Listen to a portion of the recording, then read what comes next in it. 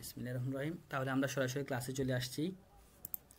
আমাদের আজকে হচ্ছে 8 নাম্বার ক্লাস। তো এই ক্লাসে আমরা গ্রামার ক্লাস দেখব। আমরা এর আগে পরবর্তী 2টা ক্লাসে কোর্স বুকের ক্লাস দেখছিলাম। কোর্স বুক কীভাবে পড়তে হয়, কীভাবে হোমওয়ার্ক করতে হয়, উবুংস বুক কীভাবে করতে হবে, কীভাবে পড়তে হবে, ওইগুলো আমরা দেখছিলাম। তো এখন আবার আমরা গ্রামার ক্লাসে চলে আসছি। তো আজকে আমরা গ্রামার দেখব ইয়ান অ্যান্ড ফ্রাগে। এটা গ্রামার টপিক্স। তো এই গ্রামার টপিক্স আমরা দেখি চলেন। ইয়ান অ্যান্ড ফ্রাগে বলতে কি বোঝায়, এই জিনিসটা আমরা প্রথমে সংজ্ঞা আকারে লেখা হয়েছে। তো আমরা সংজ্ঞাটা পড়ি যে আমরা যেমন বাংলাতে হ্যাঁ বোধক বা না বোধক বাক্য দিয়ে প্রশ্ন তৈরি করি আর কি, ঠিক একইভাবে সেটি করা হয় এবং এইসব বাক্যকে ইয়ান অ্যান্ড ফ্রাগে বলা হয়। অর্থাৎ আমরা বাংলাতে হ্যাঁ বা না দিয়ে যে সকল কোশ্চেন করে থাকি বা প্রশ্ন করে থাকি, তৈরি করে থাকি, ওইভাবেই জার্মান ভাষায় আপনার ইয়ান অ্যান্ড ফ্রাগে মানে হ্যাঁ এবং না দিয়ে প্রশ্ন তৈরি করা হয়। ওইগুলোর আনসার হ্যাঁ বা না দিয়ে দেওয়া হয়, এই জন্য এগুলোকে ইয়ান অ্যান্ড ফ্রাগে বলা হয়ে থাকে। তো ওই সকল প্রশ্ন আপনি কীভাবে তৈরি করবেন, তো ওই জিনিসটাই মেনত আমাদের এই টপিক্স, যে হানা ফ্রাগে অর্থাৎ ইয়ান অ্যান্ড ফ্রাগে আপনি কীভাবে তৈরি করবেন। তো এটা তৈরি করার জন্য একটা গঠন আমরা সূত্র আকার এখানে লেখা হয়েছে, যে দেখেন গঠন, যে ভার্ব প্লুস জুবিয়েক্ট প্লুস অবজেক্ট আর কি, অর্থাৎ অবজেক্ট বা অন্য বাক্যাংশ, আর লাস্টে একটা প্রশ্নবোধক চিহ্ন দিতে হবে। তো এটা হচ্ছে আমাদের মূল সূত্র। আপনি যদি ইয়ান অ্যান্ড ফ্রাগে তৈরি করতে চান তাহলে আপনাকে প্রথমেই একটা ভার্ব আনতে হবে। ভার্ব আনার পরে আপনাকে একটা সাবজেক্ট আনতে হবে। সাবজেক্ট আনার পরে আপনাকে একটা অবজেক্ট আনতে হবে। অবজেক্টের পরে আপনাকে একটা প্রশ্নবোধক চিহ্ন দিতে হবে। এই রুলসটা যদি আপনি ফলো করে এই উপাদানগুলো বসান তাহলে আপনার একটা ইয়ান অ্যান্ড ফ্রাগে তৈরি হয়ে যাবে। আচ্ছা, এরপর আমরা কি লিখছি একটু দেখি। ক্রিয়াপদ সবসময় বাক্যের শুরুতে থাকে, অর্থাৎ এই যে ভার্বটা আছে আমরা সূত্রের প্রথমেই লিখছি আমরা যে এই ভার্বটা শুরুতে থাকবে। এরপর বলা হচ্ছে যে জুবিয়েক্ট বলতে বোঝায় বাক্যের বিষয়বস্তু বা কাজটি কে করছে, অর্থাৎ সাবজেক্ট সম্পর্কে একটু সংক্ষেপে এখানে বলা হয়েছে যে সাবজেক্ট জিনিসটা কি। তো এখানে জুবিয়েক্ট বলতে অর্থাৎ সাবজেক্ট বলতে বোঝায় বাক্যের বিষয়বস্তু বা কাজটি কে করছে আর কি, কর্তাকে নির্দেশ করে আর কি, ওই সম্পর্কে বলা হচ্ছে। তাহলে ওই যে মূলত আমাদের কথা একটাই, যে আমাদের রুলস এটা যে সূত্র অনুযায়ী বসাতে হবে, বার আনতে হবে, সাবজেক্ট আনতে হবে, এরপর একটা অবজেক্ট বসাবেন, এরপর একটা প্রশ্নবোধক চিহ্ন দিবেন, তাহলে আপনার ইয়ান অ্যান্ড ফ্রাগে তৈরি হয়ে যাবে। তো এখন আমরা সরাসরি উদাহরণে আসি। উদাহরণে আসলে আপনারা আরও ক্লিয়ার হবেন। যে আমরা একটা উদাহরণ লিখলাম, কমেন জি আউস ডয়চল্যান্ড, এরপর একটা প্রশ্নবোধক চিহ্ন দেওয়া আছে। আপনি কি জার্মানি থেকে এসেছেন? এখানে খেয়াল করেন সবাই,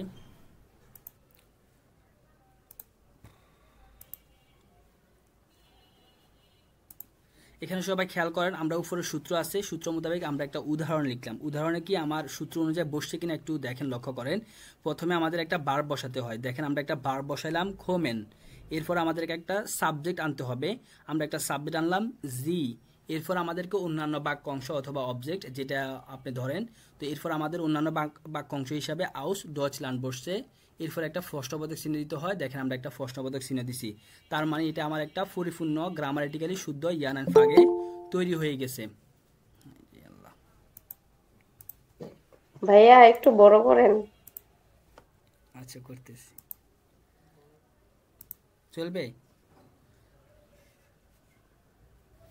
জি জি। আচ্ছা, ঠিক আছে। তাহলে আমরা ইয়ান অ্যান্ড ফ্রাগের কাঠামোটা দেখলাম। প্রথমত আমরা সংজ্ঞা আকারে ইয়ান অ্যান্ড ফ্রাগে কাকে বলে এটা জানলাম, অর্থাৎ যে সকল প্রশ্নের উত্তর আপনি হ্যাঁ অথবা না দিয়ে দিতে পারবেন ওই সকল কোশ্চেনকে সাধারণত ইয়ান অ্যান্ড ফ্রাগে অথবা হ্যাঁ না প্রশ্ন বলে থাকে।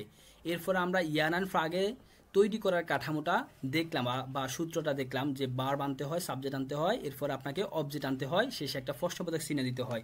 এভাবে যদি আপনি উপাদানগুলো বসান তাহলে আপনার একটা ইয়ান অ্যান্ড ফ্রাগে তৈরি হয়। তো আমরা উদাহরণ দেখছিলাম একটা, যে প্রথমে একটা ভার্ব আনলাম খোমেন, এরপর একটা সাবজেক্ট আনলাম জি, এরপর আমাদের অন্যান্য বাক্য অংশ হিসেবে আনলাম আউস ডয়চল্যান্ড এবং শেষে একটা প্রশ্নবোধক চিহ্ন দিলাম। তাহলে আমাদের একটা ইয়ান অ্যান্ড ফ্রাগে তৈরি হয়ে গেছে, যেটার বাংলা অর্থ হচ্ছে আপনি কি জার্মানি থেকে এসেছেন। এই কোশ্চেনটার উত্তর আমরা এখন চাইলে ইয়া অথবা না, অর্থাৎ ইয়া অথবা কি নাইন দিয়ে দিতে পারি। আপনি কি জার্মান থেকে আসছেন, আপনি যদি জার্মান থেকে এসে থাকেন তখন আপনি কি ইয়া বা মানে হ্যাঁ বললে আপনার আনসারটা কিন্তু আমরা বুঝে যাচ্ছি, তাই না? যে ইয়ান ফ্রাগে মানে কি, আপনি যে ওই কোশ্চেনটার আনসার আপনি হ্যাঁ অথবা না দিয়ে বললেই আপনার কি বুঝে ফেলা যায় যে হ্যাঁ এই কোশ্চেনটার উত্তর হ্যাঁ অথবা না। তো সেম ভাবে এখানে দেখেন এই কোশ্চেনটা যদি লক্ষ্য করেন, এই কোশ্চেনটার আনসার আপনি হ্যাঁ বললেও হয়ে যাচ্ছে, না বললেও হয়ে যাচ্ছে। তো আপনি যদি জার্মান থেকে এসে থাকেন তখন আপনি শুধুমাত্র ইয়া মানে হ্যাঁ মানে আপনি জার্মান থেকে আসছেন। এর পরবর্তীতে যে লাইনটা আছে এই লাইনটা আপনি বললেও আমাদের অর্থটা বোঝা যাচ্ছে, মানে আনসারটা বোঝা যাচ্ছে, না বললে আমরা কি আনসারটা ধরতে পারতেছি।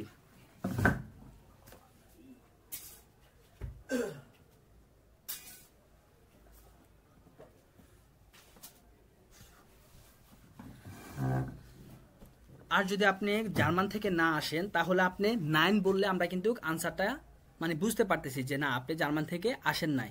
তো ইয়া বললে আপনার আনসারটা হয়ে যাচ্ছে, 9 বললে আপনার আনসারটা হয়ে যাচ্ছে। এর পরবর্তীতে যদি আপনি বলতে চান যে হ্যাঁ ইস কমে আউস ডয়েচল্যান্ড, হ্যাঁ আমি জার্মান থেকে এসেছি, তো এটা বললেও আপনার সমস্যা নাই, না বললেও সমস্যা নাই। সেমভাবে যদি আপনি না এসে থাকেন জার্মান থেকে, 9 না বললে আপনার আনসারটা কিন্তু হয়ে যাচ্ছে। এর পরবর্তীতে আপনি যদি আরও ভেঙে মানে ব্যাখ্যা করে বলতে চান যে হ্যাঁ ইস কমে আউস বাংলাদেশ, মানে আপনি জার্মান থেকে আসেন নাই, আপনি আসেন বাংলাদেশ থেকে, এই জন্য আপনি এখানে বলছেন যে ইস কমে আউস বাংলাদেশ, আপনি বাংলাদেশ থেকে এসেছেন। তো এইভাবে আপনি যে কোশ্চেনটার আনসার ইয়া অথবা 9 দিয়ে ফেলতে পারবেন, ওইটাকে সাধারণত ইয়ানান ফ্রাগে বলা হয়ে থাকে। এবং ইয়ানান ফ্রাগেটা আপনি এই যে আমাদের এই রুলস অথবা এই সূত্র অনুসারে আপনি তৈরি করে ফেলবেন। তো আমরা আরও কিছু উদাহরণ দেখি আসেন। হাজ ডু সাইট, তোমার কি সময় আছে? তো আমাদের উপর রুলসটা খেয়াল করবেন, হ্যাঁ যে রুলস অনুযায়ী আমার উপাদানগুলো বসছে কিনা। দেখেন প্রথম আমাকে একটা বার্ব আনতে হয়, বার্বটা তাও কি করে আনতে হবে, কনজুগেট করে আনতে হবে। হ্যাঁ তো এখানে জি এর জন্য আমাদের কনজুগেশনে ইয়ানে থেকে যায়, এই জন্য আমাদের কোমেন হিসাবে বসে গেছিল।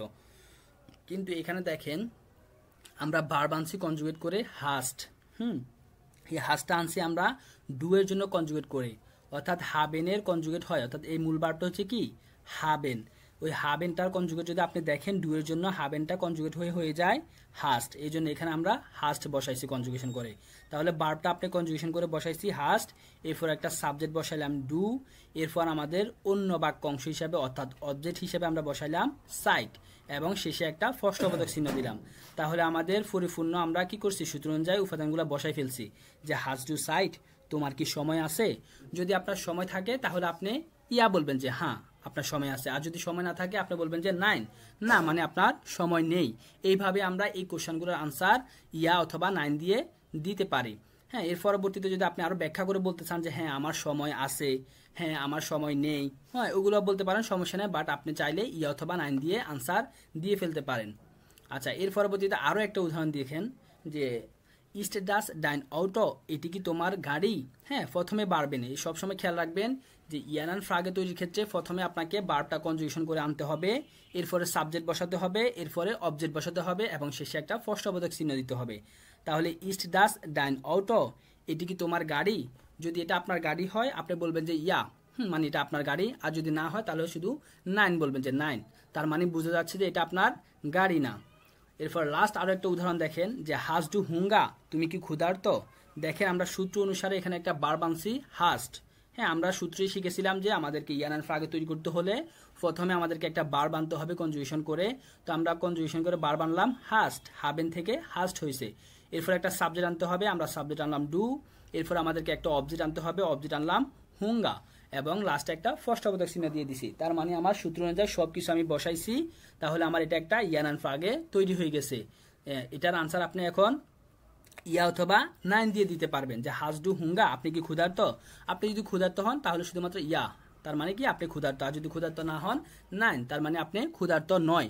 হ্যাঁ অর্থটা আমরা কিন্তু বুঝে ফেলতেছি, হ্যাঁ কোশ্চেনের আনসারটা বোঝা যায়। তো এইভাবে আপনারা ইয়ানান ফ্রাগে তৈরি করবেন। এখন ইয়ানান ফ্রাগে কিভাবে তৈরি করবেন এটা কি আপনারা বুঝতে পারছেন, নাকি কোনো কোশ্চেন আছে? কোশ্চেন থাকলে কোশ্চেন করতে পারেন। সবাই কি ইয়ানান ফ্রাগের টপিকটা কি বুঝতেছেন?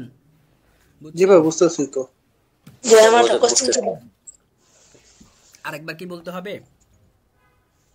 বলছিলাম যে ইস্ট দাস ডাইন অটো, তো এটা একটা বলতেন আরেকবার।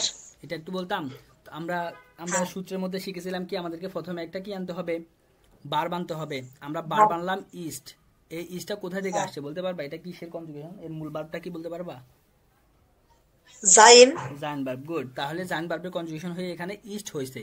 এরপর দেখো সাবজেক্টের জায়গায় আমার একটা ডাস আসছে, ডাস, ডাস দিয়ে এখানে আমি এই যে গাড়িটাকে উল্লেখ করতেছি, মানে একটা থার্ড পার্সন জিনিসকে আমি এখানে নির্দেশ করতেছি আর কি। হ্যাঁ, তো থার্ড পার্সনের ক্ষেত্রে সাধারণত আমাদের কনজুগেশন হয় কোনটা, কনজুগেশনের সূত্র আমাদের কোনটা প্রয়োগ হয়, ওই যে এসজিএস এর সূত্রটা, মানে এসজিএস এর যে কনজুগেশনটা হয় ওইটা হয়ে থাকে। তো এখানে ডাস দিয়ে যেহেতু আমি একটা থার্ড পার্সন একটা জিনিসকে বস্তুকে আমি যেহেতু নির্দেশ করতেছি, এই জন্য আমার এখানে কনজুগেশন জাইনের এসজিএস এর কনজুগেশনটা হয়েছে। এসজিএস এর ক্ষেত্রে জাইনটা কি হয়ে যায়, ইস্ট হয়ে যায়। তো আমি সাবজেক্ট হিসাবে এখানে ডাস দিয়ে একটা বস্তুকে নির্দেশ করতেছি, অর্থাৎ গাড়িটাকে নির্দেশ করতেছি, এবং অবজেক্টের জায়গায় তো আমি উল্লেখে করে দিছি যে ডাইন অটো। হ্যাঁ, অবজেক্টের জায়গায় এখানে আমি কি আনলাম, ডাইন অটো আনলাম, আর সাবজেক্টের জায়গায় ডাস আনলাম, আর এখানে বার্ব হিসাবে আমি জাইন বার্বটা আনলাম কনজুগেশন করে, এবং শেষে একটা প্রশ্নবোধক চিহ্ন দিয়ে দিছি। তার মানে এটা একটা আমার ইয়ান অ্যান্ড ফ্রাগে তৈরি হয়ে গেছে। ঠিক আছে, হ্যাঁ। গুড। আর কারো কোনো কোশ্চেন? না। ভাইয়া যে ডাইন এটা কোথা থেকে আসছে? আচ্ছা, ডাইন অটো। আচ্ছা, এই ডাইনটা হচ্ছে আমাদের প্রসেসিভ আর্টিকেল বলা হয় তাকে, এটাকে মাইনে ডাইনে, এগুলো আমরা একটু পর পাবো আর কি। হ্যাঁ, আইনসে মনে হয় আছে, আইনসে পরবর্তী ক্লাসগুলোতে পাবো, ওখানে গেলে এটা বিস্তারিত জানতে পারবেন আর কি, যে তোমার জন্য যে প্রসেসিভ আর্টিকেল ডাইন আসে, বুঝতে পারছেন? আমার জন্য মাইন আসে, যে আমার জন্য মাইন আসে, তোমার জন্য ডাইন আসে। তো এভাবে পসেসিভ আর্টিকেলের ক্লাস যখন পাবেন তখন আরো ক্লিয়ার হয়ে যাবেন। এখন শুধুমাত্র যে অর্থ হিসেবে মুখস্থ করে নেন। এই ডাস এর যে বিষয়টা, এটাও কি বোঝাবেন পরে? মানে এটা আমি ওইভাবে ক্লিয়ারলি বুঝিনি, এর আগেও একটা ক্লাসে বুঝিয়েছিলেন। তাই মানে যে মানে ডাসের কনজুগেশনটা কিভাবে হয়েছে ওইটা?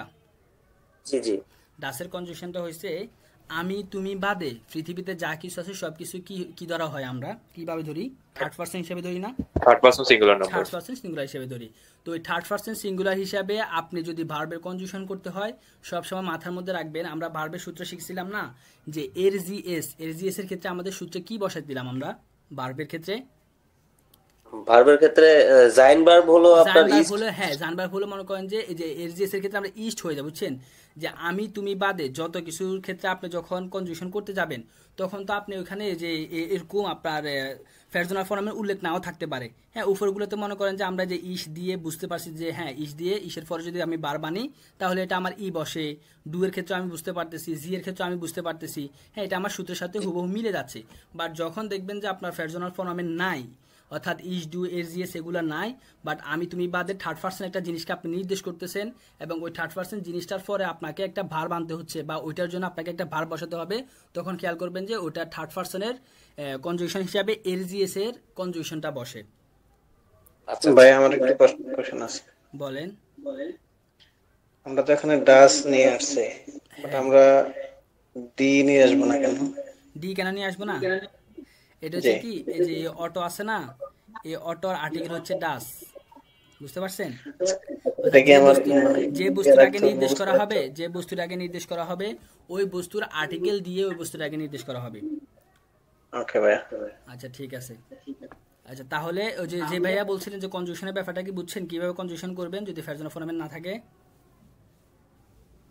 জি ভাইয়া, বুঝতে পেরেছি। আচ্ছা, তাও যদি না বুঝে থাকেন তাহলে আপনি যেখানে পরবর্তী যদি কোনো জায়গায় যদি আপনার সমস্যা হয় আমাকে পার্সোনালি আবার মেসেজ দিন হোয়াটসঅ্যাপে, আমি দেখবো আপনি কোন জায়গায় বুঝতেছেন না, আপনাকে আবার বুঝিয়ে দিবেন, সমস্যা নেই। হ্যাঁ, ভয় পাওয়ার কিছুই নাই, না বুঝলে মেসেজ দিবেন। আচ্ছা তাহলে আমরা এখন পরবর্তী টপিক্সে চলে আসি। হ্যাঁ, আমাদের 1 নাম্বার টপিক শেষ, যে ইয়ান অ্যান্ড ফ্রাগে কীভাবে তৈরি করবেন সেটা আমরা দেখছি। এখন আমরা চলে যাব 2 নাম্বার টপিক্স। আজকে আমাদের 2 নাম্বার টপিক্সটা হচ্ছে নেগাসিয়ন আর্টিকেল। হ্যাঁ, নেগাসিয়ন আর্টিকেল হচ্ছে খাইন খাইনে, এগুলোকে বলা হয় থাকে নেগাসিয়ন আর্টিকেল, যেটা সম্পর্কে আমরা হালকা একটু ধারণা নিয়েছিলাম আগে। তো এখন আমরা আজকে আরেকটু বিস্তারিত আলোচনা দেখব যে নেগাসিয়ন আর্টিকেল সম্পর্কে। আগে কিন্তু আমরা 2 প্রকার আর্টিকেল সম্পর্কে জেনে আসছিলাম, যে বেস্টিমড আর্টিকেল আর উনবেস্টিমড আর্টিকেল সম্পর্কে, তাই না? আপনাদের মনে আছে কিনা জানি না, যে ডেয়ার ডি ডাস ওগুলাকে বেস্টিমড আর্টিকেল বলা হয়ে থাকে, এরপরে আইন আইনে আইন ওগুলাকে উনবেস্টিমড আর্টিকেল বলা হয়ে থাকে। ওই 2 প্রকারের আর্টিকেল ছাড়াও আমাদের এখন আরেকটা প্রকারের আর্টিকেল শিখতে হবে, সেটা হচ্ছে কি নেগাসিয়ন আর্টিকেল। তো আজকে আমরা এখন এই নেগাসিয়ন আর্টিকেল সম্পর্কেই জানবো, যে কখন আপনি কোথায় কিভাবে প্রয়োগ করবেন এই আর্টিকেলটা। আচ্ছা, তো এখানে আমরা বিস্তারিত কি লিখছি দেখেন সবাই, যে বেস্টিমটার উনবেস্টিমটার আর্টিকেলের মতোই একটি আর্টিকেল, অর্থাৎ এই নেগাসিয়ন আর্টিকেলটা যে আমরা যে 2 প্রকারের আর্টিকেল শিখে আসছি, ওই 2 প্রকারের আর্টিকেলের মতোই এটা এক প্রকারের আর্টিকেল। যদি বাংলাতে বলি জিনিসটা হবে এমন, এটি বই নয়, আমার সময় নেই, আমার ইচ্ছা নেই, অর্থাৎ আমরা যখন বাংলাতে কোনো কিছু নয় বা নেই অর্থাৎ নেগেটিভ অর্থ প্রকাশ করতে নয় বা নেই প্রকাশ করে থাকি অর্থাৎ ওয়ার্ডটা ব্যবহার করে থাকি, এই সেম ভাবে আপনি যখন জার্মানে নয় বা নেই অর্থাৎ নেগেটিভ কোনো বাক্য যখন আপনি বলতে যাবেন, না সূচক বাক্য আর কি, যখন আপনি বলতে যাবেন তখনই আপনি এই নেগেশন আর্টিকেল প্রয়োগ করতে হবে বা এটা ব্যবহার করতে হয় তখন। তো এই জন্য এই নেগেশন আর্টিকেলটা আমাদেরকে শিখতে হবে। তো এখানে উদাহরণ দিয়ে বাংলাতে 2-3টা উদাহরণ দিয়ে মানে আপনাদেরকে বোঝানোর চেষ্টা করা হচ্ছে যে বাংলাতে যেমন আমরা নয় নেই অর্থাৎ না সূচক অর্থ প্রকাশ করে থাকি, সেম ভাবে আপনি যখন জার্মান ভাষায় এই নয় নেই বা না সূচক অর্থ প্রকাশ করতে যাবেন তখন আপনি এই নেগেশন আর্টিকেলগুলা ইউজ করবেন। এই সকল বাক্যে আমি নয় বা নেই এগুলো ব্যবহার করছি। আচ্ছা ওকে, এরপর বলা হচ্ছে কি এগুলাকে বলা হয় নেগেশন আর্টিকেল। এখন আমরা দেখি এগুলো কিভাবে ব্যবহার করব, অর্থাৎ নেগেশন আর্টিকেলটা আমরা একটু প্রাথমিকভাবে জানলাম আর কি যে এটা কোথায় ব্যবহার করে থাকি। এখন আমরা একটু নিচে আরও বিস্তারভাবে জানি যে আসেন আমরা আগের ক্লাসগুলোতে পড়েছি বেস্টিমটার আর্টিকেল থেকে উনবেস্টিমটার আর্টিকেল আসে, ঠিক একইভাবে এখানেও বেস্টিমটার আর্টিকেল থেকে নেগেশন আর্টিকেল আসবে। শখটি আমরা একটু লক্ষ্য করি, অর্থাৎ আমরা প্রথমত ফার্স্ট টাইম যখন আমরা আর্টিকেল শিখেছিলাম তখন আমরা প্রথমে বেস্টিমটার আর্টিকেল শিখেছিলাম। তো বেস্টিমটার আর্টিকেলগুলো কি ছিল আমাদের দেয়ার, ডি, ডাস, অর্থাৎ এই দেয়ারটাকে বলা হচ্ছে আমাদের মাস্কুলিন আর্টিকেল বা পুরুষবাচক আর্টিকেল। সেম ভাবে এই ডাসটাকে আমরা শিখেছিলাম নিরপেক্ষ আর্টিকেল অথবা নয়ট্রম আর্টিকেল। এরপর আমরা শিখেছিলাম যে এই ডি আর্টিকেলটাকে বলা হয়ে থাকে স্ত্রীবাচক অর্থাৎ ফেমিনিন আর্টিকেল। আবার এই ডিটা আমরা প্লুরালের ক্ষেত্রে ইউজ করে থাকি।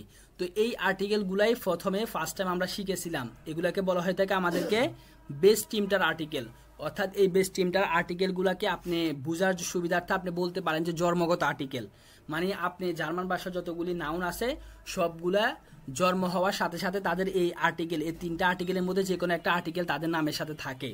তো এই জন্য আমি বোঝার সুবিধাতে বলে থাকি আর কি যে এগুলাকে আমরা জন্মগত আর্টিকেলও বলতে পারি, হ্যাঁ বেস্টিমটার আর্টিকেল।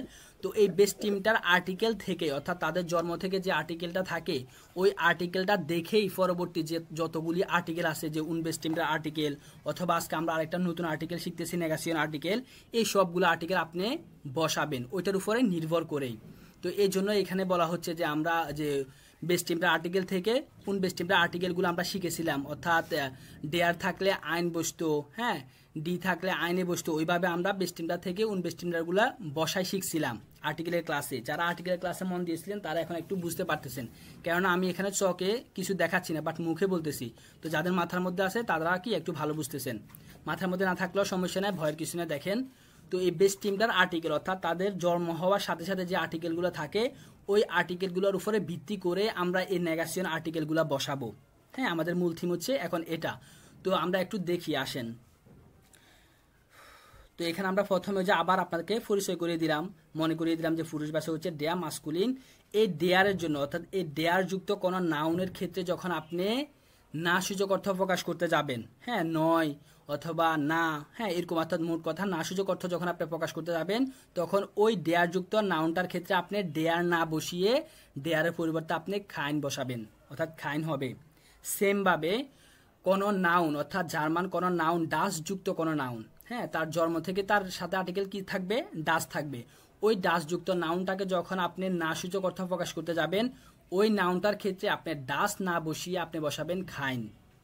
এইভাবে মনে করেন যে আপনি যখন ডি যুক্ত কোনো নাউনকে যখন আপনি না সূচক অর্থ প্রকাশ করতে যাবেন তখন আপনি এই ডিটা না বসিয়ে আপনি না সূচক অর্থের জন্য ডি এর পরিবর্তে এই খাইনে নামক এই নেগেশন আর্টিকেলটা আপনাকে বসাতে হবে। এই জিনিসটা আপনাদের মাথার মধ্যে একটু ঢুকান, হ্যাঁ আমি কি বলতে যাচ্ছি উদাহরণে গেলে আরো ক্লিয়ার হবেন। আমি আবার প্রথম থেকে একটু সংক্ষেপে বলতেছি। দেখেন আমাদের মূল থিম কি, আমরা 2 নাম্বার থিমটা শিখতেছি যে নেগেশন আর্টিকেল অর্থাৎ না সূচক আর্টিকেল আর কি। তো এই না সূচক আর্টিকেলটা আমরা কখন প্রয়োগ করব, যখন আমরা না সূচক অর্থ প্রকাশ করতে যাব কোনো সেন্টেন্সে, যখন আমরা না সূচক অর্থ প্রকাশ করতে যাব অর্থাৎ নেই অথবা নয় অথবা না এমন অর্থ যখন আমরা প্রকাশ করতে যাব তখনই আমরা কি করব, এই নেগেশন আর্টিকেলগুলা ব্যবহার করব। তো এই নেগেশন আর্টিকেলগুলো ব্যবহার করতে হলে তো আমাকে একটা নির্দিষ্ট রুলস ফলো করে ব্যবহার করতে হবে। তো ওই রুলসটা কি, ওই রুলসটা হচ্ছে এটা যেহেতু একটা আর্টিকেল, হ্যাঁ এটা এক প্রকারের কিন্তু আর্টিকেল, তাই না? তো আর্টিকেল সাধারণত আমরা কিসের মানে কার সাথে বসাই, আর্টিকেল নিশ্চয়ই আমরা নাউনের সাথে বসাই, তাই না? আর্টিকেল বসাই আমরা কার সাথে? নাউনের সাথে, অর্থাৎ নাউনের পূর্বে আমরা আর্টিকেল বসাই থাকি। তো তাহলে এটা যেহেতু এক প্রকার আর্টিকেল, তো নাউনের আগে আমি এই খাইন নাকি খাইনে কোন আর্টিকেলটা বসাবো এটা আমাকে ধরতে হবে, বুঝতে হবে। তো এটা আপনি কিভাবে বসাবেন? এটা আপনি বসাবেন যে নাউনটার আগে আপনি খাইন বা খাইনে বসাতে যাবেন, ওই নাউনটার জন্মগত আর্টিকেলটা আপনাকে মুখস্থ রাখতে হবে বা জানতে হবে। জন্মগত আর্টিকেল বলতে আমি কাকে বুঝাচ্ছি? বেস টিমটার আর্টিকেলকে বুঝাচ্ছি, ঠিক আছে? মানে আপনাদের বোঝার সুবিধার্থে যে বেস টিমটার আর্টিকেল দিয়েই সকল নাউনের জন্ম হয়ে থাকে, মানে একটা না একটা থাকবে। ডেয়ার, ডি, ডাস, এই তিনটার মধ্যে একটা না একটা আর্টিকেল থাকবে। তো এই জন্য এটাকে আমি জন্মগত আর্টিকেল বলতেছি। তো এই ডেয়ার, ডাস এবং ডি যুক্ত এই নাউনগুলোর সাথে যখন আপনি না সূচক অর্থের জন্য আমাদের আজকের এই নেগেশন আর্টিকেলগুলো বসাতে যাবেন, তখন এই রুলসটা মনে রাখতে হবে যে ডেয়ার যুক্ত নাউনটাকে যখন আমি না সূচক অথবা নয় অথবা না, নয়, নেই, যাই বলি না কেন, না সূচক অর্থের জন্য আমাকে ডেয়ার না বসিয়ে ওই নাউনটার আগে আর্টিকেল খাইন বসাবেন। সেমভাবে ডাস যুক্ত কোনো নাউনকে যখন আপনি নয়, নেই বা না সূচক অর্থ প্রকাশ করতে যাবেন, তখন আপনি খাইন বসাবেন। এভাবে আপনি ডি যুক্ত, আবার ডি যুক্ত কোনো নাউনকে যখন আপনি না সূচক অর্থের জন্য প্রকাশ করতে যাবেন, তখন আপনি ডিটা উঠাই দিয়ে খাইনে বসাবেন, ঠিক আছে? এই হচ্ছে আমাদের মূল থিম। তো এখন চলেন আমরা একটু উদাহরণের মাধ্যমে দেখি, উদাহরণ দেখলে আরো ক্লিয়ার হয়ে যাবেন। তো আমরা উদাহরণে চলে আসছি। উদাহরণে প্রথমে আমরা মাস্কুলিন হিসেবে যে খাইনটা ব্যবহার করে দেখবো। আসেন, যে প্রথমে একটা আমরা কোশ্চেন লিখলাম যে ইস্ট দাস আইন স্টুল, এটি কি একটি চেয়ার? দেখেন এটি কি একটি চেয়ার, এটা আমরা কি করছি? একটা কোশ্চেন করছি মনে করেন যে। এখন এই কোশ্চেনটার আনসার আমার না সূচক হবে। এই কোশ্চেনটার আনসার আমার কি হবে? না সূচক হবে। অর্থাৎ না সূচক হলে আমি এখন কিভাবে দেখেন এই নেগেশন আর্টিকেলটা প্রকাশ করতেছি, খেয়াল করেন সবাই। তো আমি বলতেছি কি যে নাইন, না, ডাস ইস্ট খাইন স্টুল, অর্থাৎ এটি কোনো চেয়ার নয়। এ দেখেন এই নয় অর্থের জন্য এখানে আমাকে এই খান শব্দটা আনা লাগছে। হ্যাঁ, এটা কিন্তু উপরে এই কোশ্চেনটা আপনি ধরতে গেলে এক প্রকার কি, এটা হচ্ছে একটা ইয়ান অ্যান্ড ফ্রাগেও ধরতে পারেন। তখন এই ইয়ান অ্যান্ড ফ্রাগেটাকে যখন আপনি ব্যাখ্যা করে আনসার দিতে যাচ্ছি, তখন আমাদেরকে এই নয় শব্দটা ব্যবহার করা লাগতেছে। তো এই নয় শব্দটার জন্য আমাদেরকে এখানে এই নেগেশন আর্টিকেল প্রয়োগ করতে হবে। হ্যাঁ, তো বলতেছে কি, আমি জিজ্ঞেস করলাম কি আপনাকে যে ভাই এটি কি একটি শেয়ার? আপনাকে দেখিয়ে আমি বললাম যে কি এটি কি একটি শেয়ার? যদি এটি শেয়ার না হয়, তখন আপনি আমাকে উত্তর কি দিবেন? যে না ভাই, এটি শেয়ার নয়। তো এই না, প্রথম আমরা কি বলি? প্রথম না এর জন্য নাইন বসালাম। এরপর আমরা ব্যাখ্যা করে আরো বলতে চাইছি কি যে এটি শেয়ার নয়, এটি কোনো চেয়ার নয়। তো এটি কোনো চেয়ার নয় এর জন্য দেখেন যে ডাস ইস্ট খাইন স্টুল। দেখেন এখানে এই স্টুলটা হচ্ছে আমার একটা নাউন। হ্যাঁ, এই স্টুলটা হচ্ছে আমার একটা কি নাউন, এবং এই নাউনটাকে আমি নাসূচক অর্থ প্রকাশ করতে যাচ্ছি। হ্যাঁ, আমি টুল নিয়ে কিন্তু এখানে কথা বলতেছি আমরা, তাই না? তো এই টুলটা হচ্ছে একটা নাউন, এবং এই নাউনটাকে এখন আমি নয় বা নাসূচক অর্থ প্রকাশ করতে যাচ্ছি। এই জন্য আমাকে এখানে এই স্টুলের মূল অর্থাৎ তার জন্মগত যে আর্টিকেলটা আছে ওইটা না বসিয়ে আমাকে নেগেশন আর্টিকেল বসাতে হবে। তো এই স্টুলের জন্মগত আর্টিকেল কি সেটা আমি এখানে দেখেন সাইড দিয়ে লিখে রাখছি আপনাদের বোঝার জন্য। এই স্টুলের জন্মগত আর্টিকেল হচ্ছে ডেয়ার। তাহলে স্টুলের জন্মগত আর্টিকেল কি? ডেয়ার। তো আমি এখানে এই টুলটাকে দিয়ে অর্থাৎ এই স্টুলটাকে দিয়ে আমি নাসূচক অর্থ প্রকাশ করতে যাচ্ছি। তাহলে আমি নাসূচক অর্থ প্রকাশ করতে গেলে এই ডেয়ার না বসিয়ে তাহলে আমাকে কি বসাতে হবে? এই যে দেখেন আমি সূত্র দেখে শিখছি যে ডেয়ার না বসিয়ে আমাকে বসাতে হবে খাইন। তো এই জন্য এখানে আমি ডেয়ার না বসিয়ে এখানে আমি খাইন বসাইছি। সবাই একটু ডিসপ্লে খেয়াল করেন, দেখেন টুলের আগে আমি কি বসাইছি? খাইন বসাইছি। এইভাবে মনে করেন যে নাউনটা দিয়ে আপনি নাসূচক অর্থ প্রকাশ করতে যাবেন, ওই নাউনটার আর্টিকেল জন্মগত আর্টিকেলের উপর ভিত্তি করে আপনাকে খাইনে এই নেগেশন আর্টিকেলগুলা বসাতে হবে। আরও একটা উদাহরণ দেখিয়ে আসেন, যে মনে করেন যে একটা আমি কোশ্চেন করলাম আপনাকে যে ইস্ট দাস আন বুক, এটি কি একটি বই? হ্যাঁ, মনে করেন যে আপনি আমার সামনে আছেন, আমি একটা খাতা দেখায় আপনাকে জিজ্ঞেস করলাম যে ভাই এটি কি একটি বই? তো এটি তো বই না। তখন আপনি আমাকে আনসারটা কিভাবে দিচ্ছেন? যে নাইন, না এটি বই নয়। তো নার জন্য আমরা প্রথমে নাইন লিখলাম, এরপর আমরা লিখলাম কি যে এটি কোনো বই নয়। তো এটি কোনো বই নয় জায়গায় আমরা লিখলাম দেখেন ডাস ইস্ট খাইন বুক, অর্থাৎ বুকটা কিন্তু কি নয়, এটি কোনো বই নয়। তো তাহলে আমি বই নিয়ে কিন্তু কথা বলতেছি। দেখেন বইটা হচ্ছে আমার নাউন এখানে। হ্যাঁ, অবজেক্টের জায়গায় আমার বইটা আসছে, বইটা হচ্ছে আমার নাউন। তো এই নাউনটাকেই আমি নয় অর্থ প্রকাশ করতে যাচ্ছি। তার মানে আমার এই নাউনটাকে যখন আমি নয় অর্থ প্রকাশ করতে যাচ্ছি, এটা জন্মগত আর্টিকেলের উপর ভিত্তি করে আমাকে নেগেশন আর্টিকেল বসাতে হবে। তো এই বুকের জন্মগত আর্টিকেল কি? এই বুকের জন্মগত আর্টিকেল হচ্ছে ডাস, অর্থাৎ বেস টিমটার আর্টিকেল হচ্ছে আমার ডাস। তো আমি উপরেই শিখে আসছি যে দেখেন এই ডাস যুক্ত কোনো নাউনকে যখন আপনি না সূচক অর্থাৎ নয় অর্থের জন্য প্রকাশ করতে যাবেন, তখন এই ডাসের পরিবর্তে আপনাকে খাইন বসাতে হবে। তো এই জন্য এখানে আমরা এই যে দেখেন বুকের আগে খাইন বসালাম, তার ডাস না বসিয়ে কি বসাইছি, যে ডাস বুকের জায়গায় ডাস না বসিয়ে আমরা খাইন বসাইছি। এইভাবে আপনি যে নাউনটা দিয়ে যখন আপনি না সূচক অর্থ অর্থাৎ নয় অথবা নেই, হ্যাঁ, না সূচক অর্থ প্রকাশের ক্ষেত্রে আপনাকে ওই নাউনটার বেস টিমটার আর্টিকেলের উপর ভিত্তি করে এই নেগেশন আর্টিকেলগুলো আপনি বসাতে হবে। হ্যাঁ, তো এই দুইটা উদাহরণকে আপনারা বুঝছেন, তাহলে আমি পরবর্তী দুইটা বলবো। এই দুইটা উদাহরণ পর্যন্ত কেউ যদি না বুঝে থাকেন তাহলে বলেন, কোশ্চেন আছে কারো? ভাইয়া ভাই একটা অফ টপিক একটা কোশ্চেন আছে। হ্যাঁ বলেন। ভাই এই যে ডাস যে বসে, ডাসটা কি হিসাবে বসে? ইজ ডাস বা নাইন ডাস ইজ ডাস? কাইন বুক, এটার কথা বলতেছেন? হ্যাঁ, এই নাইন ডাস এই ইজ কাইন বুক। হ্যাঁ, এই ডাসটা মনে করেন যে এক ধরনের প্রোনাউন হিসেবে আমরা এখানে ইউজ করতেছি, অর্থাৎ বইটা নিয়ে কথা বলতেছি। তো বইটাকে আমরা এখানে এই যে ডাস মানে এটি অর্থের জন্য আপনি জার্মান ভাষার ডাস বসাই, বুঝতে পারছেন? জার্মান জি, ভাষায় যে yes. এটি বুঝাচ্ছি, তো এটির জন্য আমরা এখানে সাবজেক্ট হিসেবে ডাসটা আনছি। তো এরপর আমরা ভার্ব হিসেবে জান ভার্বটা কনজুগেট করে ইস্ট অর্থাৎ হয় অর্থের জন্য আমরা এখানে কনজুগেট করে ইস্ট আনছি, এবং অবজেক্টের জায়গায় আমি আবার বইটার কথাই বলতেছি, অর্থাৎ এটি বই নয়, হ্যাঁ, এটি অর্থের জন্য। অর্থাৎ আমরা ওই যে আর্টিকেল বসাইতাম না, যে যা ইয়েতে ইংলিশে এ এন দিকে আর্টিকেল বলে, হ্যাঁ। তো ওই দিটা আর কি আমরা বলতাম না, দিস ইজ এ অ্যাপল, হ্যাঁ, মানে এটি হয় একটি আপেল, এভাবে আমরা দি বসাতাম না ইংলিশে, ওই দিটার মতোই আপনি মনে করেন যে এখানে জার্মানে আমরা ডাস ইউজ করতেছি। ঠিক আছে, ক্লিয়ার? ঠিক আছে। হ্যাঁ, জি ভাই। তাহলে এখন আমার মূল টপিকটা বুঝেন কিন্তু, হ্যাঁ, মূল টপিকটা কিন্তু আমার হচ্ছে নেগেশন আর্টিকেলটা কিভাবে প্রয়োগ করতে হয়। তো এই জিনিসটা কি আপনারা বুঝতে পারছেন? বা এই জিনিসে কোনো কোশ্চেন থাকলে আপনারা বলেন যে ভাই এখন আমি বুঝি না যে কিভাবে বসাবো নেগেশন আর্টিকেল। না, ঠিক আছে, কিন্তু ভাই ওই ভাই বুঝতে পারছি। ডেয়ার স্কুল তোরা ডেয়ার ছিল, তো আমরা ডাসের ওইখানে ডেয়ার দিলে কি এটা প্রবলেম ছিল? কোন জায়গায়? স্টুল যেটা ডেয়ার স্টুল, হ্যাঁ, মানে স্টুলের আগে ডেয়ার বসে, এটা আর্টিকেল হিসেবে, কিন্তু এখানে যে নাইন ডাস ইস্ট কাইন স্টুল, তো এখানে যদি ডেয়ার দিতাম তাহলে কি এটা কোনো প্রবলেম, মানে ভুল ছিল এটা? হ্যাঁ, এটা ভুলে হবে। ওরা যেভাবে মনে করে যে যেটার জন্য যেটা ইউজ করে দি অর্থের জন্য যে আর্টিকেলটা দিয়ে ওরা ইঙ্গিত করে যে নাউনটার ক্ষেত্রে আপনাকে ওইটাই বসাতে হবে। এগুলো প্রত্যেকটাতে কি ডাস বসবে? এগুলা প্রত্যেকটা মানে যেগুলোর সামনে আপনি ডাস দিয়ে আমরা লিখছি সবগুলোর ক্ষেত্রে ডাস হবে। আমার একটা question ছিল। হ্যাঁ বলো। ডাস অর্থ কি এটি? হ্যাঁ, ডাস অর্থে এটি বোঝাচ্ছে, ডাস অর্থ এখানে এটি বোঝাচ্ছে। আমার একটা কোশ্চেন ছিল হ্যাঁ বলো। যে আমি কিভাবে আসলে বুঝবো যে ওটা নেগেশিয়ান ভার্ব ওটা আর নেগেশিয়ান আর্টিকেল? নেগেশন আর্টিকেল কিভাবে বুঝবো মানে তুমি তো না অর্থ তুমি কথা বলতে যাবা যে না এটি কলম না, এটি বই না, বা এটি কোনো গাড়ি না, তো তখন ওইখানে আর তোমার না অর্থ আনতে হবে না। তো তাহলে না অর্থ আনতে হলে তুমি ওই গাড়িটার আগে, গাড়িটা যেহেতু একটা নাউন, ওটার আগে তোমাকে নেগেশন আর্টিকেল আনতে হবে। যেহেতু বলতেছে যে এটা কলম না, কলমটা যেহেতু একটা নাউন, তাহলে ওইটার আগে তোমাকে না অর্থের জন্য নেগেশন আর্টিকেল আনতে হবে। এভাবে যে কোনো নাউনের ক্ষেত্রে তুমি না সূচক অর্থের জন্য তোমাকে নেগেশন আর্টিকেল আনতে হবে। ভাইয়া বলেন। আচ্ছা, আর্টিকেল পড়ার সময় কোনো নির্দিষ্ট কোনো রুল আছে কিনা যে যে কোথায় ডাস বসতেছে, মানে কোন নাউনের আগে ডাস বসতেছে, কোনটার উপর ডেয়ার না না বসতেছে, না, আর এটা কোনো রুলস নাই ভাই।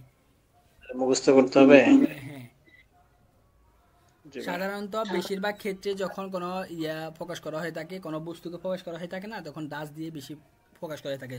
আপনারা যখন পড়বেন না, খেয়াল একটু লক্ষ্য করলে দেখতে পারবেন যে কোন আর্টিকেলটা দিয়ে এখানে মানে দি হিসাবে ইউজ করতেছে, ওটা একটু লক্ষ্য করলে বুঝতে পারবেন। বুঝছেন? এটা নিয়ে তো ফেরা খাবার কোনো দরকার নেই আর কি, বাট মূল টপিকটা বুঝেন, ওটা আপনারা এমনিতেই বুঝতে পারবেন যে কোনটার ক্ষেত্রে ডাস দিয়ে ইউজ করতেছে। ঠিক আছে ভাই।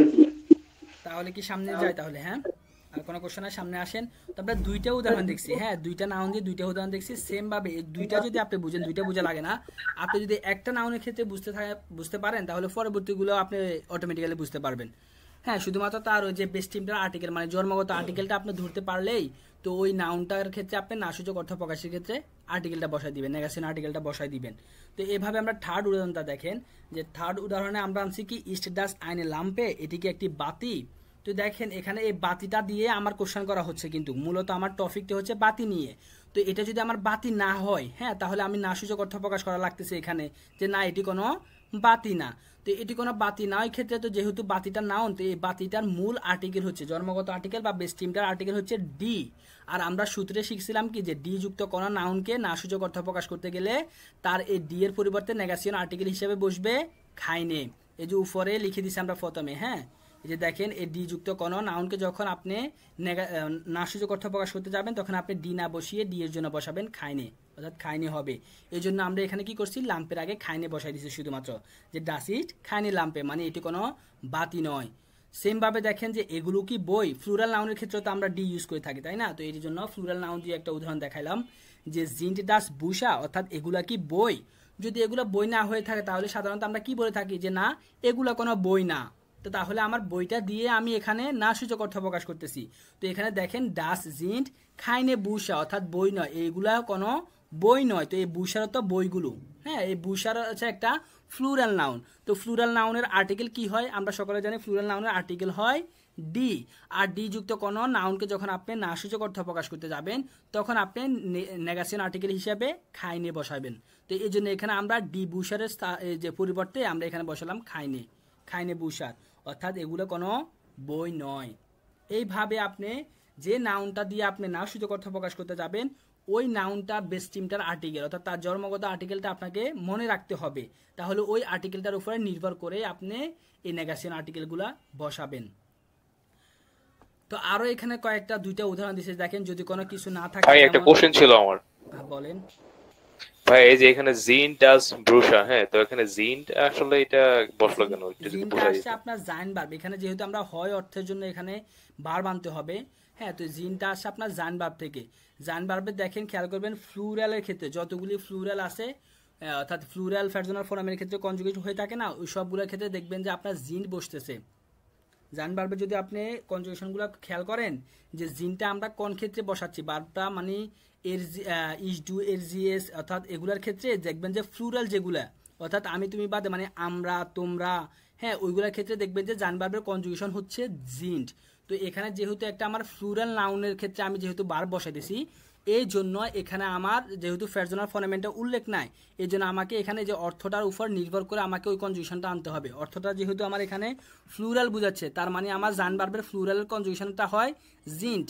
হ্যাঁ, জিনটা আপনি সামনে যদি শখটা থাকতো আরো ভালোভাবে বুঝাতে পারতাম।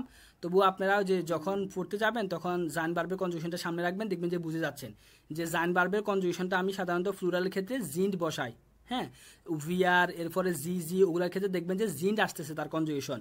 তো এই জন্য এখানে যেহেতু আমার একটা ফ্লুরাল নাউন নিয়ে আমি যেহেতু এখানে ভার্বটা আনতেছি, এই জন্য এখানে আমার জিন্ট কনজুগেশনটা আসছে জাইন ভার্বের। ক্লিয়ার? জি ভাইয়া, লাম্পে এটা ফেমিনিনের ভিতরে কেন গেল, কেন নিউট্রামের ভিতরে গেল না, একটু বলবেন? ফেমিনিনের ভিতরে নিউট্রামের ভিতরে গেল না মানে এটা ডাস হয় না কেন, এটা আর্টিকেল, এটা মানে ডি। তো এটা আমি কি বললাম যে জার্মান ভাষার সবগুলো নাউন কি হয়, তাদের একটা জন্মগত আর্টিকেল থাকে, মানে সে জন্ম হওয়ার সাথে সাথে তাকে একটা নির্দিষ্ট আর্টিকেল দিয়ে দেয়। তো এখানে সে জন্ম হওয়ার সময় তাকে ডি দিয়ে মানে তৈরি করছে ওনারা, যে ডি লাম্পে। এখানে তো আমি আর আপনি চাইলে ডাস বসাতে পারবো না ইচ্ছা করে, বুঝছেন? এই জন্য এখানে ভাই এখানে কোশ্চেনটা হচ্ছে যে এখানে দুইটা জি, একটা হলো আপনার বড় অক্ষরের জি আর একটা হলো ছোট অক্ষরের জি। সেই ক্ষেত্রে আপনার একটা হলো আমরা আর একটা হলো আপনারা, দুইটার মিনিং দুইটা না, কিন্তু এখানে আপনি যে হলো জাইন বসাইছেন না, জিন বসাইছি, হ্যাঁ হ্যাঁ হ্যাঁ জিন বসাইছেন, সেক্ষেত্রে ওইটার মিনিংটা কি হবে? এই জিন অনুযায়ী ওইটার মিনিং কি হবে? এগুলা না ওগুলা না কি হবে? জিন তো হয় বুঝাচ্ছে এখানে, এগুলা না রে ভাই, জিন তো হয়, অর্থাৎ এগুলা ডাস দিয়ে তো আপনি এগুলা বুঝাচ্ছে, ডাস দিয়ে যেহেতু আমি বইগুলাকে নির্দেশ করতেছি, এখানে এই যে সাবজেক্ট হিসাবে ডাসটা আনছি আমি, এরপরে এগুলা হয় বই, মানে এগুলা বই নয় আর কি, হয় অর্থ আনতে হয় না, এটা তো অর্থ বাংলা অর্থ সুন্দর অর্থ প্রকাশের ক্ষেত্রে আপনি হয়টা বলি না আমরা, বাট আপনাকে লিখার ক্ষেত্রে গ্রামাটিক্যালি হয় অর্থের জন্য বারটা আনতে হয়। হ্যাঁ, এগুলা হয় বই নয় আর কি। তো এইগুলার জন্য আমরা ডাস আনছি, এরপরে হয় অর্থের জন্য আমরা এখানে ওই যে জি জি অথবা ভিআর মানে ফ্লুরালের ক্ষেত্রে যে জাইন ভার্বের কনজুগেশনটা আমরা বসাই জিন্ট হিসেবে বসাই। আপনি যদি ওই শখটার সামনে থাকে দেখেন না আপনি যে জিন্ট বসাই আমরা, হ্যাঁ, হয় অর্থের জন্য জাইন ভার্বের কনজুগেশন জিন্ট হয়। তো এখানে যেহেতু আমি অনেকগুলা বই বুঝাচ্ছি, ফ্লুরাল বুঝাচ্ছি, এই জন্য আমার এখানে জিন্ট বসছে। জিন্ট অর্থ হয়, জাইন অর্থ কি, জাইন ভার্ব অর্থ হয়। তো এই জাইন ভার্বের যতগুলি কনজুগেশন আছে সবগুলোর অর্থই হবে হয়। এখানে জিন্ট অর্থ হয় বুঝাচ্ছে, অর্থাৎ এগুলা হয় খাইনে বুঝ, অর্থাৎ কোনো বই নয়, অর্থাৎ এগুলা কোনো বই নয়। হ্যালো আশরাফ ভাই, যদি এগুলির পরিবর্তে ওইগুলি থাকতো? ওইগুলা থাকলো এই যে ডাস্ট, মানে ডাস্ট দিয়ে ওইগুলা এইগুলা নির্দেশ করা হচ্ছে এখানে। ওখানে যায়, ওখানে হ্যাঁ, যাই হোক কেন, জিম ওই জিনিসটাকে অর্থাৎ দিয়ে আমরা বুঝাই না যে এটা হয় আপেল, ওইটা হয় আপেল। এই যে ওইখানে তো আমরা ইংলিশে তো সাধারণত দ্যাট বুঝাই, আবার দে বুঝাই। হ্যাঁ, এখানে আপনি একটা ডাস্ট দিয়ে নির্দেশ করা হয় সাধারণত। না না ভাইয়া, যদি মানে যদি ওইগুলা থাকে ওইখানে কি জাইড হবে এরকম কিছু? না না না, যেমন না, ওইগুলা না। আপনি এখানে ওই যে ইয়েটার উপর নির্ভর করবেন, যে আমি জিনিসটার উপরে, যে জিনিসটার উপর আমি নির্ভর করে ভার্বটা আনতেছি, ওই জিনিসটা কি ফ্লুরাল বুঝাচ্ছে না সিঙ্গুলার বুঝাচ্ছে, বা কোনো ফেরজন ফোনামেন দিয়ে কি বুঝাচ্ছে কিনা। এখানে আমার দেখেন আমি বই বুঝাচ্ছি এখানে। হ্যাঁ, অবজেক্টটা খেয়াল করেন, বা ডাস্টটাও যদি আপনি খেয়াল করেন, যে সাবজেক্টটা যে ডাস্ট দিয়ে আমি কি বুঝাচ্ছি, যে এইগুলা দিয়ে সাধারণত আমি কি নির্দেশ করতেছি, বইগুলাকে না। তো এখানে অনেকগুলা বই আমি নির্দেশ করতেছি। তো এই জন্য যেহেতু আমি অনেকগুলা বই নির্দেশ করতেছি ফ্লুরালের ক্ষেত্রে আমার জাইন ভার্বের কনজুগেট হয় জিন্ট। এই জন্য আমি এগুলার পরে আমি ভার্ব হিসাবে জিনটা আনছি হয় অর্থের জন্য। বা এটা কনজুগেশনটা ধরতে হবে আর কি। হ্যাঁ, কনজুগেশনটা ধরতে হবে রে ভাই। কনজুগেশনটা ফ্লুরাল হলে এই যে জিনটা বসাতে হবে। এরপর মনে করেন যে আমি তুমি বাদ এমনি থার্ড পারসন সিঙ্গুলার হলো যে ইসটা বসাতে হবে।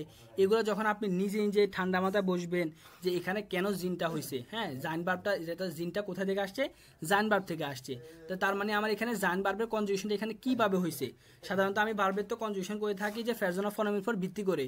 তো এখানে তো আমি কোনো ফেরজন অফ ফোনামেন দেখতে পাচ্ছি না, বাট এখানে আমার কাকে নির্দেশ করতেছে, এখানে আমার নির্দেশ করতেছে সাবজেক্ট হিসেবে বইগুলোকে। তার মানে বইগুলো হচ্ছে এখানে ফ্লুরাল। তো ফ্লুরালের ক্ষেত্রে আমার কনজুগেশন হবে জিন্ট। এইভাবে যখন আপনি নিজে নিজে বসবেন, নিজে নিজে যখন মাথার মধ্যে একটু খাটাখাটি করবেন, তখন দেখবেন যে ইনশাল্লাহ বুঝে যাচ্ছেন আপনি। হ্যাঁ, আমার কথা এখন আপনার হাবিজাবি লাগলেও বুঝবেন, ঠান্ডা মাথায় বুঝবেন যে জিনটা কেন আসছে। নিজেকে নিজে কোশ্চেন করবেন যে এখানে তো আমার কোনো ফেরজন অফ ফোনামেন আমি পাচ্ছি না, তাহলে এখানে আমার জিনটা কিভাবে কনজুগেশন হয়ে আসতেছে, হ্যাঁ, কোন রুলসটা এখানে খাটতেছে, ওটা নিজে নিজে বসবেন, দেখবেন যে আপনি আরো ভালোভাবে বুঝতেছেন। আমি তো বলেই দিছি, আপনি দেখবেন যখন নিজে বসবেন তখন একবারে বুঝে যাচ্ছেন। আর কি কোশ্চেন আছে বলেন, কোনো কোশ্চেন আছে আর? না ভাই, না ভাই। আচ্ছা ঠিক আছে। মানে আপনাদের এখানে ওই যে মূলত মানে সমস্যা হচ্ছে যে ভাই এখানে আমি বারটা যে কনজুগেশন করে বসাচ্ছি, এটা কিভাবে বসাচ্ছি, মানে কোনটার উপর নির্ভর করে বসাচ্ছি, এটাই আপনাদের মূলত মেইন প্রবলেম হচ্ছে, আমি বুঝতে পারছি। তো এটার জন্য যে বললাম না যে আপনাকে মানে লাইনটা খেয়াল করতে হবে, যে এখানে আমি এই লাইনটার ক্ষেত্রে আমি কাদের নিয়ে কথা বলতেছি বা কি নিয়ে কথা বলতেছি, কোন জিনিসটা নিয়ে কথা বলতেছি।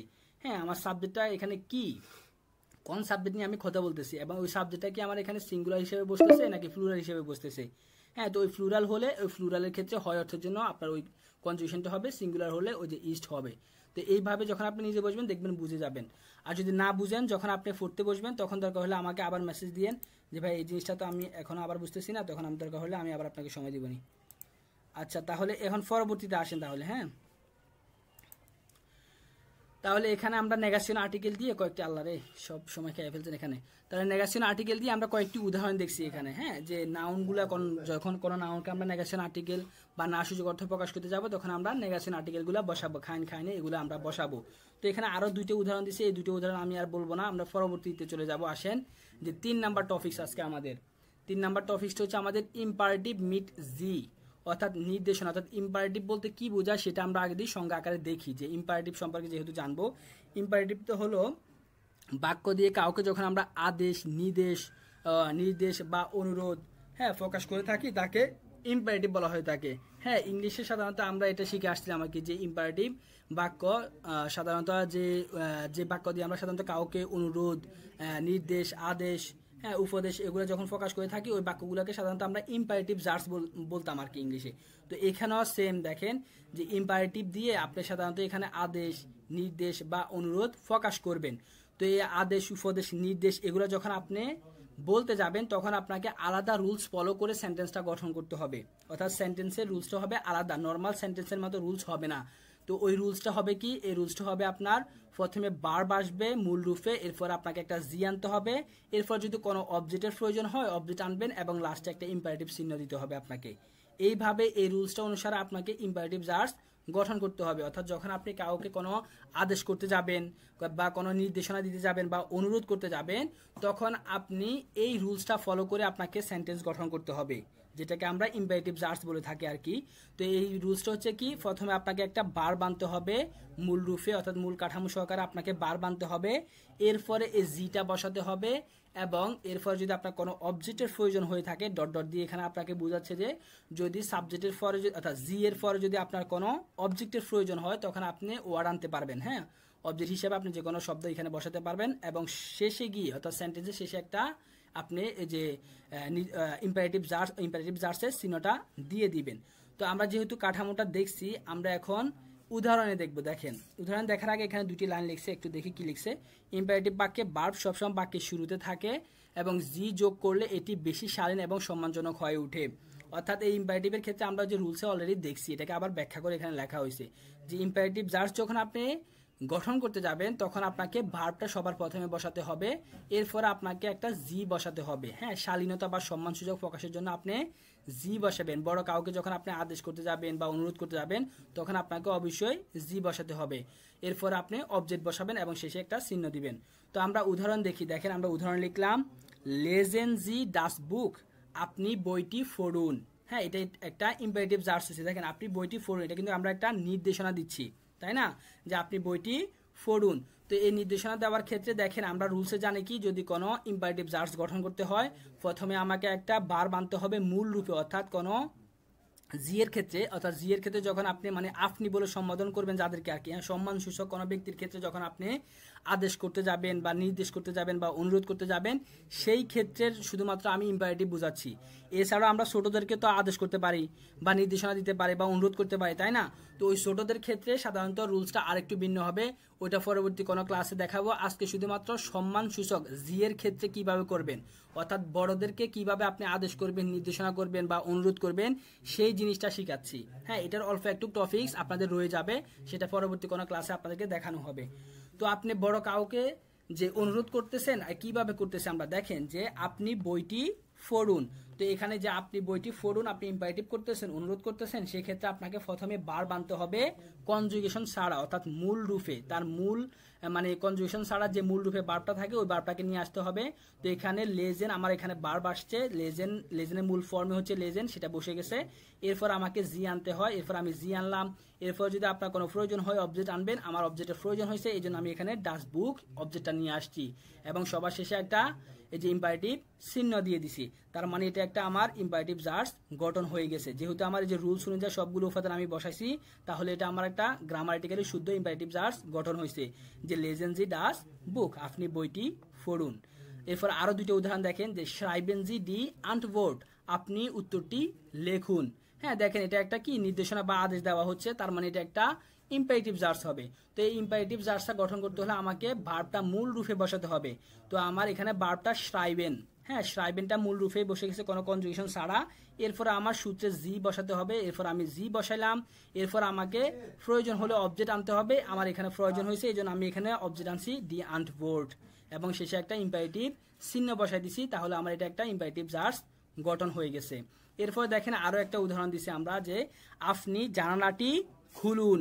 হ্যাঁ, এটা একটা আদেশের মতো কথা বলতেছি আমরা, তার মানে এটা একটা ইম্পারেটিভ ভার্বস হবে। তো এটা যেহেতু আমার ইম্পারেটিভ ভার্বস হবে, এটার জন্য আমার আলাদা রুলস। সেই রুলসটা হচ্ছে কি, প্রথমে আমাকে ভার্বটা আনতে হবে মূল রূপে। তো আমি এখানে ভার্বটা নিয়ে আসছি ওপেন, ওপেন তো খোলা। হ্যাঁ, এটা হচ্ছে একটা ভার্ব, তো এটার কনজুগেশন ছাড়াই আমাকে এখানে বসাতে হবে, এই জন্য আমি কনজুগেশন ছাড়া বসাইলাম। এরপর আমাকে সূত্রে জি আনতে হবে, এরপর আমি সূত্রে জি আনলাম। এরপর আমার যদি কি অবজেক্টের প্রয়োজন হয় অর্থ অনুসারে, তো ওই অর্থ অনুসারে আমার অবজেক্টটা আনতে হবে। তো এখানে আমার অর্থ অনুসারে অবজেক্টের প্রয়োজন হয়েছে ডাস ফেন্সটা, অর্থাৎ জানালা। হ্যাঁ, এই অবজেক্টটা আমার প্রয়োজন হয়েছে, এই জন্য আমি এখানে অবজেক্টটা আনছি ডাস ফেন্সটা, এবং লাস্টে একটা ইম্পারেটিভ চিহ্ন দিয়েছি। তার মানে আমার এটা একটা ইম্পারেটিভ ভার্বস গঠন হয়ে গেছে, ওপেন জি ডাস ফেন্সটা, আপনি জানালাটি খুলুন। এইভাবে যখন আপনারা কাউকে অর্থাৎ সম্মান দিয়ে যখন কাউকে আপনি আদেশ করতে যাবেন বা নির্দেশনা দিতে যাবেন অথবা কোনো অনুরোধ করতে যাবেন, তখন আপনি এই রুলসটা ফলো করে অর্থাৎ এই সূত্রটা মোতাবেক আপনাকে কথা বলতে হবে অথবা বাক্য গঠন করতে হবে। হ্যাঁ, এখানে কারো সমস্যা আছে?